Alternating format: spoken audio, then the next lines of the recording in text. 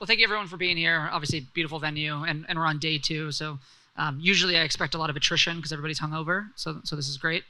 I actually want to start off by a story before I ask you any question. So you're not going to remember this story, but I think it'll have relevance when I ask you a question. So the second time you and I ever met was like 2 years ago or so. We were talking about just like family lives, what was happening at home, like all of these different things. And you had asked me about my parents, actually. It was the second time you and I had never met. And I had mentioned to you that my mother had passed a few years earlier. And literally we had known each other for 10 minutes at this time. And you grabbed me and gave me the biggest hug of any person, like anyone has ever given me for the longest time. And I still remember that story because it has always stuck in my mind how genuine you are, which is why I was really excited when someone had you come on this panel, because I think you're going to give us a lot of really interesting insights, and they'll be genuine. Oh, that's good, but you only have one mom, and so yeah. You know, my mom is 88, and she's struggling right now with leukemia, and so she's been on this drug Gleevec for the last 10 years, and you only have one mom, so you got to visit your mom, talk to your mom, you know, and yeah, no, I remember giving you the hug. Yeah. You know? So this is off the I rails also already, told him to dye his hair, but he's not having it. Okay, he says his wife says he looks like George Clooney, but you could use a little bit of color up there, would straighten you out a little bit. You know. All right, so I'm sure this is what everyone came here for. This is Latin American. For the women out there, this is Latin American dictator brown. If you guys ever want to go, I was using Cuban leader black, but it looked like shit on television, so I had to lighten it up a little bit. All right, so with all that said, now we're lightened up. I want to start actually with your favorite conversation or favorite topic, legislation. So we got the Genius Act last week. Excited for hearing what you think comes now. What we should see change across, whether it's institutional adoption of stablecoins more broadly. Clarity Act also passed. I'm interested in your perspective on if it's going to also pass Congress, or how it might get changed for it to need to pass Congress. So maybe we'll start there. Listen, I want to be as objective as possible. I think with the president, and I've said this, I think the last time I was with you guys, you have good Trump and bad Trump, right? He's a classic Gemini. He's born on June 14th, and so there's two sides of his personality. It's like two people inside one body, and so you get good Trump and you get bad Trump. And so good Trump is he was not with us as president in Trump 1. He hated crypto. Lashed into Bitcoin and others on Twitter, then called Twitter. And then he got the idea that this was a good technology. And I think he was influenced by some of our friends in the industry and understood that this was a political movement as well as a technological movement. You have to applaud him for that. And then he did something, because he's very good at this. He's incredible political instincts. He looked around and said, okay, wait a minute, they're against it, but there's no voters that are against it, right? So like when Elizabeth Warren says, I have an anti-crypto army, I'm forming an anti-crypto army, and it's like, Will Ferrell like running naked in Old School. Remember, he's like running butt-ass naked, but there's nobody behind him. That was Elizabeth Warren on this movement.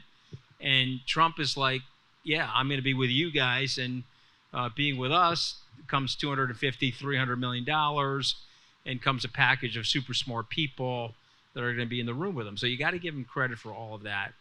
And then you have to give the industry credit, because the industry kicked the shit out of the politicians that were against us. And so you put $40 million into the race in your home state. Yeah. You knock Sherrod Brown. He's an 18-year veteran out of the box there. He's an anti-crypto guy. Blow him right out of the seat. And the Republicans take the House, the Senate, and the American presidency. And I'm a data person. You're a data person. Some of that was from the influence that the crypto bros and girls, whatever you want to call them, had on the thing. So now, what I don't like is the Democrats are really dense. I mean, the best thing Donald Trump has going for him are the Democrats. I mean, they really don't even understand what's going on. He knows how to trigger them with the culture war, and they've now decided, because he's for crypto, there's a lot of them that are just knee-jerk voting against crypto. And so just go look at the roll call. Younger Democrats voted with us. Older Democrats voted against us. And I think they're out to lunch. I think Schumer, really should retire at this point. He doesn't really understand it, and he's ridiculously transactional at this point, and he's not representing any level of visionary leadership for the Democrats in the Senate. But him and Gillibrand at least get the joke on crypto. So the bill passed, very good for the industry. The next bill, I think, will pass. Maybe let's talk about Genius first. Like, what do you think changes now that Genius has passed? Just the central theme, the macro theme that we're going to appropriately and fairly regulate the industry, a result of which institutional investors can now come into the industry without having to worry. And we'll eventually have, to the extent that you want it, you'll have your Bitcoin custodied at a place like JP Morgan, and you'll probably even have lending apparatus around that, where you'll either be able to borrow against it, Bitcoin as your collateral. IBIT is already going to be allowed to be used as collateral there.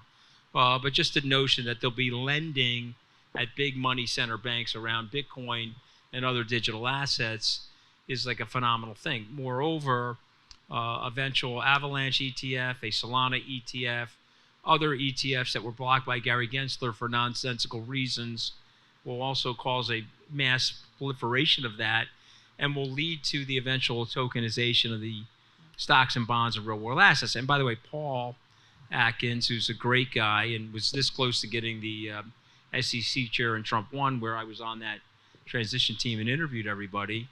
Paul gave a great interview, I guess, a day or two ago on Squawk Box. You should go find that interview because he's telling you where he's going. Some of you may know American Bitcoin, which is spinning out of Jamie's old company, Hadick. And, American Bitcoin submitted their S4 or whatever it's called. They were expecting mega comments, and they were expecting a 45-day kickback process where they'd have to revise their whole thing. They got one minor comment. They're now good to go. It was a 9-day turnaround. Yeah. So this is the good part of Trump. He should be celebrated for this. Eric Trump is actually coming to our conference in Wyoming. I tell people there's a red party, there's a blue party, and there's an orange party. I'm not talking about Donald Trump orange. I'm talking about Bitcoin orange. Okay, and so we're winning right now, but the war is not over because we need to make this post-partisan. We need to have a discussion with these Democrats. Like, you got to get your heads out of your asses, and you got to focus on this being a big part of America's future. It'll help the American dollar, the stablecoin legislation. It'll help the future of finance. It'll maintain U.S. mantle of financial services leadership globally. Get your heads out of your asses. Knock off the polarity about an issue like this. One last point, if you don't mind. This is on Sachs, who I think is probably the most talented of the president's advisors, because he has been very deliberate on this. Guys like Hegseth, Pam Bondi, they really don't understand the president. So let me just explain that to you. So if the president says, I love Elon Musk, he's really just fucking kidding. Does everybody understand he doesn't love Elon Musk? So you don't bring on Elon Musk to the Chinese defense policy, strategic, in the skiv without your cell phone strategy meeting. Hegseth misunderstood that. When Trump says, hey, we're going to divulge the Epstein list, he doesn't really mean that. Does everybody understand that? But Pam Bondi's like out there saying, I got the list on my desk. I'm ready to go with the list. To be fair, he was part of the photographer. Like, he was up there for the photo shoot and the binders, and they said they were going to had part of the Epstein list. Yeah, but he didn't really mean it. He was pulling. This is Trump. Okay, so this what he says and what he does. You need the decoder ring for that. Sachs has that. So what Sachs basically did was, he said, okay, I got to make this thing bipartisan. I got to make it post-partisan. So go read the executive order on the strategic Bitcoin reserve. It was brilliantly written to take off the table that Bitcoin would be partisan. You've got 28 things in our strategic reserve right now, which includes oil and gold, but also medical supplies, rare earth materials, etc. There's no partisan debate about those things that are in the reserve. Now, the people in this room, I would imagine, 99% of them believe that Bitcoin should be part of that reserve. I believe it should be. And it should be treated like oil. It's a digital asset. It's a piece of digital property. It's going to be very important for the future of the world. And so the U.S. should own as much of it as possible. If Saylor was up here, you'd be like, buy 25% of the supply, and you'll lead the world in terms of the forward future of the world. Sachs knows that. Trump probably doesn't know that, but it doesn't really matter. But what Sachs is doing is he's trying to convince the other side that they need to be a part of this, which is why that strategic Bitcoin reserve executive order, I think, was brilliantly written. So you're gonna get this other bill passed before, for sure. I mean, I predict you'll get it passed by November, but I would bet 100% that you get a bill like this passed. Latest, it would be April, because you can't be a young Democrat and go into the buzzsaw of 2026 midterm elections not being pro-crypto. There's not one young Democrat that I've spoken to, Ro Khanna, et cetera. Yeah, I want to go up against Fairshake and the Winklevosses in this next election. I really want to be anti-crypto because there's just this massive anti-crypto vote, and there's massive PAC money for anti-crypto. There's just not. So we got to make this thing post-partisan, and we're getting there. So you've been somewhat publicly, I guess I would say, critical of some of the efforts of the family in and around the space, and some of the meme coin that they launched, and some of those things. Is there any concern around maybe the pendulum swinging all the way back? If there was a new administration. So just to be clear, I think the meme coin's ridiculous, and if you don't think the meme coin's ridiculous, you got to get fucking deprogrammed. You got to go to like a cold deprogramming thing, because the meme coin is completely ridiculous. And you know it is, and I know it is. So let's just put that on the table. And that's going to slow us down, the meme coin. That's bad Trump, right? You're at the buffet table at Mar-a-Lago. You got to eat everything. You can't just eat pro-crypto regulation, Bitcoin, strategic reserve, better banking deregulation, a good Fed chair. No. You got to eat the meme coin. You got to eat Canada being the 51st state. We're going to take over Greenland. That's bad Trump, right? So the meme coin is bad Trump. But Don and Eric, if they want to be involved in the industry and they want to be Bitcoiners, God bless them. They're entitled as American businessmen to be in the industry. If World Liberty Financial is working on stable coins, that's fantastic. I think there was an announcement yesterday that DJT, the Truth Social, is gone the GameStop way of buying Bitcoin. I think they bought $2 billion worth of Bitcoin. They're allowed to do that. All I've said to the two of them, and I've said to people that work with them, just be transparent about it so that you don't get the allegations that they're self-dealing. And then we could all say, because we're cynics, maybe there is a little bit of self. Do you think they're self-dealing? Well, listen, I mean, we could be cynics and say that there might be self-dealing, but I would say to you, as an American business person, let's say I ran for office, would I want that to preclude my family members from being in business? I wouldn't. So let's be fair to them. Being in public office is a very hard job. You get a lot of critics. You get a lot of people that are bashing you and your family. These guys should be able to make money, but just be as transparent as possible. There's probably a little bit of self-dealing, but what the hell are you going to do? That's the way the world is. I would raise your hand in this room if you would like Nancy Pelosi's stock market performance. I would like it. Anybody not like it? Okay, I'm in the hedge fund industry for 36 years. She's beaten Steve Cohen. She's beaten Izzy Englander. God bless her, right? So you tell me it's not self-dealing. Of course it's self-dealing, right? So, but I don't mind them being in the industry. The meme coin is complete malarkey. You guys know that. But the other things that they're doing, I applaud them, and I want to, frankly, be helpful to them. I've been helpful to them on American Bitcoin. So on the topic of making money any way you want to, we were talking earlier about these digital asset treasury companies. And I think you used the same exact term when you were referring to your opinion of them. Talk to me. So clearly these things have picked up the pace, right? And there was, Saylor has done an incredible job, but now there's, 15 Bitcoin ones, there's 15 Ethereum ones, there's, ones coming out across all these different, top 20 tokens right now. What is your perspective on how these end up, and why do they even make sense for a general retail investor public? All right. So again, all I'm saying is that take a look at the way Michael is financing things, and go through the financial alchemy that he's using. And by the way, I just subscribed to Super Grok, and it's $300 a month. And I would tell you, if you only remember one thing from this conversation, spend the $300 a month for Super Grok. You say, wow, that's ridiculously expensive. Super Grok is like having a super genius as your business partner, as your life coach, as your training coach, your nutritionist. Super Grok is analytical. Super Grok is literally like having another person in the room to help you write, to help you think.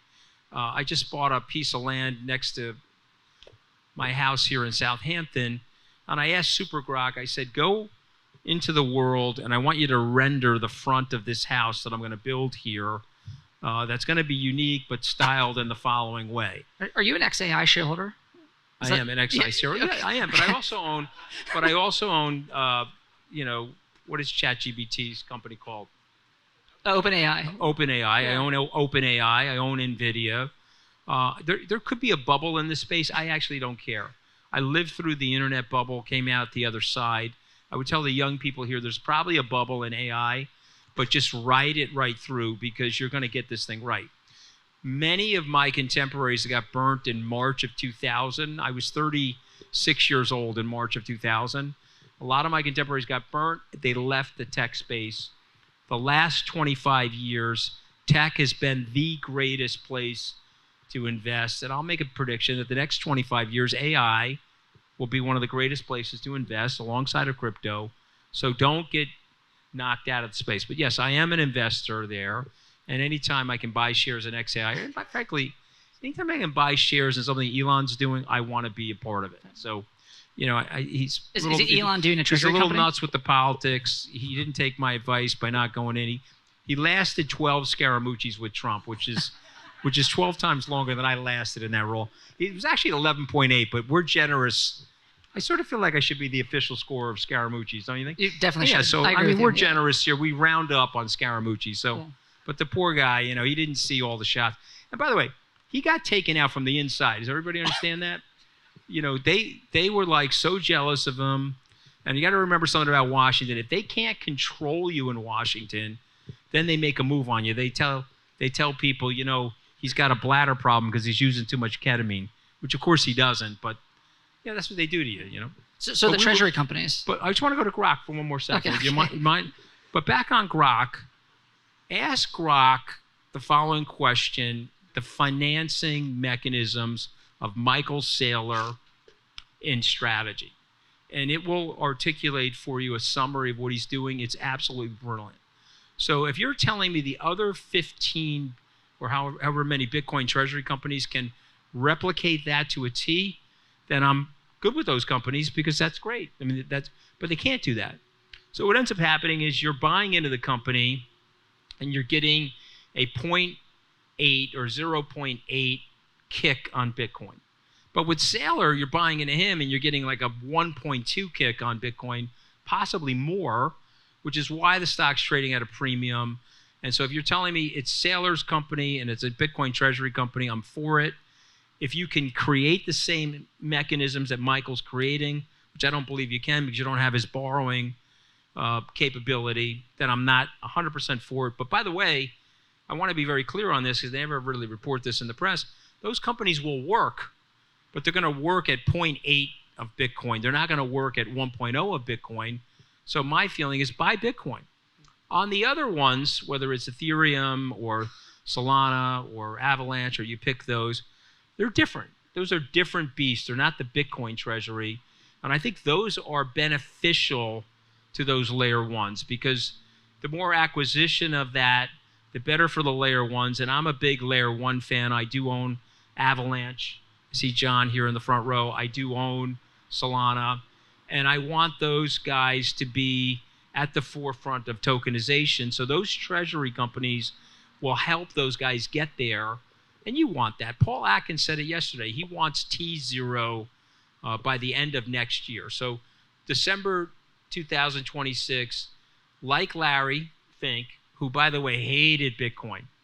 I had witnesses to my conversation with him in November 2021 in the lobby of the Four Seasons Hotel in Abu Dhabi. Hated Bitcoin, hated it. Told me, you're stupid to own Bitcoin. I just made this big circle investment, which basically worked out for Larry. No, not me. I'm talking about Larry. For him, and he hated it. And then here he is. I think the Bitcoin ETF is now, I don't know, $87, $90 billion. He's making more money in fees off the Bitcoin ETF than the S&P 500 ETF. So kudos to Larry for having neuroplasticity and pivoting from I hate it to I love it. I just want you to imagine in this room, our problem in this industry is that we have industry centrism. We have a little bit of egocentrism for our industries, and we think everybody's into it because we're into it. Nobody's into it. Okay, I went to a Goldman Sachs 35th year anniversary of my training class, investment banking training class, and I said, hey guys, these are 58 to 65-year-olds. How many people here own Bitcoin? No hands up from these curmudgeons, okay? No hands up. How many of your sons or daughters own Bitcoin? 5 hands out of 60 people. No one's into it. No one. You're into it, but the world is not into it. Just imagine 3 more Larry Finks going from I hate Bitcoin to, you know what, I miss Bitcoin. I got to get on the Bitcoin and the digital asset train. That's the opportunity in this business. I'm not saying that we're not going to have volatility, and I'm not saying we're not going to have a couple of bad turns here, but that's the opportunity. Okay. What do you think of, so you're talking a lot about tokenization, right? Robinhood announced that they were tokenizing stocks.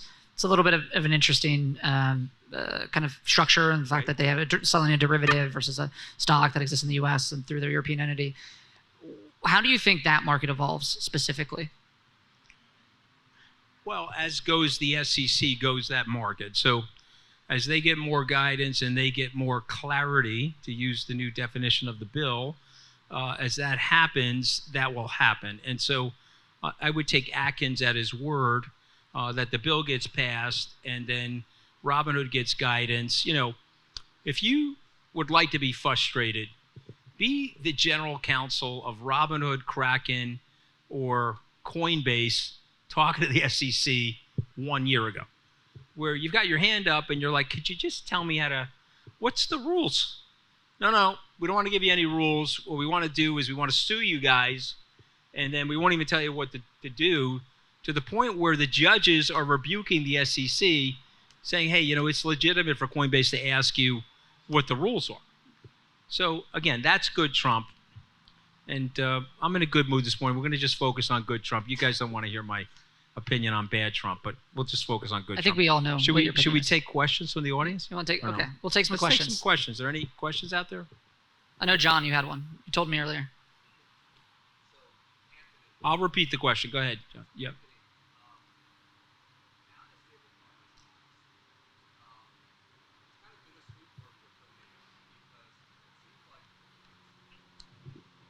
It seems like the biggest beneficiaries could be the incumbents. And, as a crypto native, you always wanted adoption, but now adoption is going to come, and the people who are going to take most benefit out of it and create the most value are the people who have already been there. Yeah.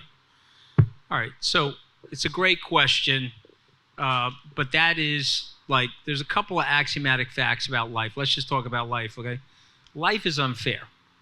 Okay, I would love to play in the NBA, but look at me, okay? I mean, the only good news about me is I'm too short to see the glass anything other than half full, because when I'm looking at the glass, it looks full. But life is unfair, number one. Number two, there are shoulds and oughts that you should erase from your brain. Like when my kids talk to me, they can use the F-bomb because I'm a big profane human being, but they can't use should or ought. Right? They can't look at me and say, well, I should go to this school, or I ought to have gotten that on the ACT. I don't want to hear it. Okay, because the world is the way it is. Should we be borrowing 43 cents of every dollar we're spending at the governmental level, we should not be doing that. Are we doing that? We are doing that. The one piece of legislation we left out of this conversation this morning, which has really helped crypto, is the BBB. Because July 3rd, they signed that, which they're going to crush the dollar, and they're going to whack-a-doodle the deficit. What happened to Bitcoin since they signed the BBB on July 3rd? Everybody take a look at their phones. You'll see what I mean. That's the world. So incumbents do better. AOC's mad at everybody in this room. You know why? Because you're rich. She wants to walk around in a dress that says tax the rich, even though she's a little rich herself. That's the way they are, right? The limousine liberals. But that's the world. So the incumbents and the rich are going to do better. Okay, it's our job to work around them, and it's our job to find seams in the marketplace where they're not, and we have to exploit those seams. The American Banking Association got one over on the stablecoin dudes. They're not going to tell you that because they're regulated and they don't want to upset the apple cart. They got to go down to Congress every 3 months. Like Jeremy's not going to come up here and say, yeah, well, they got one over on us, but they did. What they do, they won't let them get yield on the thing for now. Okay? And so, yeah, the incumbents are going to win. That's the nature of the beast. Don't be cynical about it. Be optimistic. Work around them. Okay? Find things that they're not doing. That's what we're all good at in this room. Okay? Be an entrepreneurial Swiss Army knife. But you're right. It sucks. There's nothing we can do about it. All right. More questions? Any more questions? Yes, sir. Craig. Quickly, your thoughts on Jerome Powell and potential impacts moving forward on rates in the industry. All right, so I like Jerome Powell. How much time do we have, by the way? I just want to make sure. I actually have no idea. We still got some time or no? Good. All right, so I got to tell this story. Okay, so I was in the White House. This is actually like the week. That was like well timed because that's what the White House was like for me. But I was in the White House this week 8 years ago. Okay, so what's today's date? The 23rd. Okay, so that was a Sunday. I was in the office on that Sunday reading back presidential daily briefs, trying to get up to speed. Okay, so this happened on a Wednesday. And the reason I know that is I was only there for one Wednesday, so no, this was a fucking Wednesday. They had a big meeting in the Roosevelt Room about the Fed chairs. And Trump had already interviewed Jerome Powell. He had interviewed Janet Yellen, and he interviewed Kevin Warsh. And he said, because, he's a very astute guy. If you think Trump is not astute, he doesn't have high intelligence because he's not a great reader, then you're just missing the action on Trump. But he said, Yellen, I can't go with Yellen because she was with Obama. He just like doing everything the opposite of Obama. He thought Warsh, which is interesting because Warsh is the leading candidate right now, was too hawkish, which meant that Warsh was going to be overly fixated on inflation. He was going to jack rates the moment he could jack rates. So he went with Powell in 2017 because Powell, in his mind, was the mama bear Fed chair.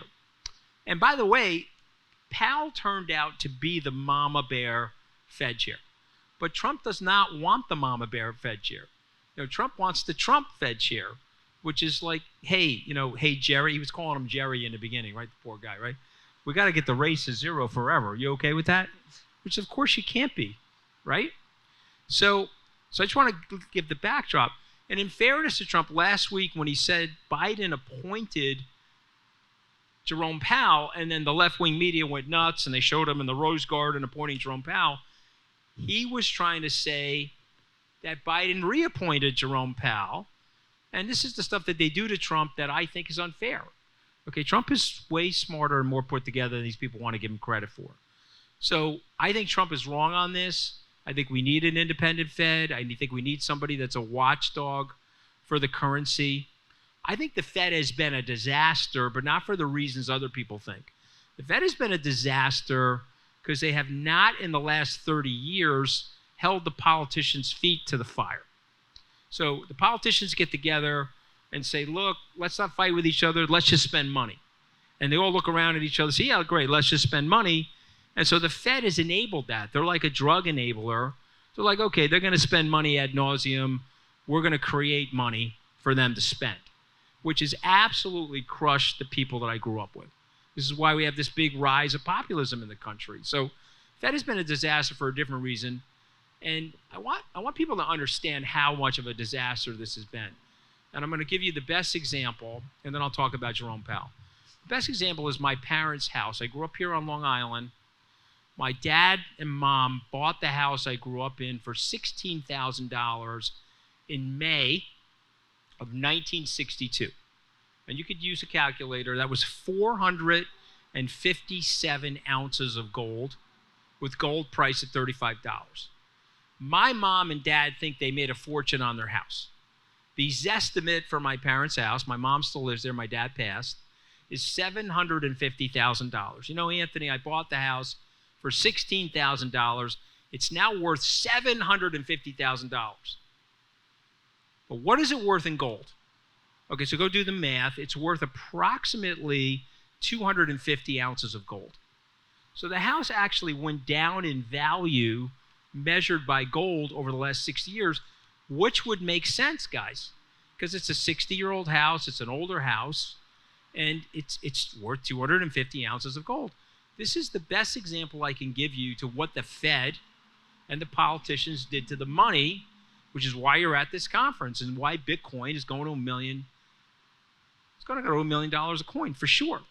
So now the question is, do we keep Jerome Powell or do we not keep Jerome Powell? Well, the short answer is he's got no choice. He has to keep Jerome Powell. He's not stupid, you know. Trump does pillow talk at night. I used to be on the pillow talk circuit. You know, he's a lonely guy.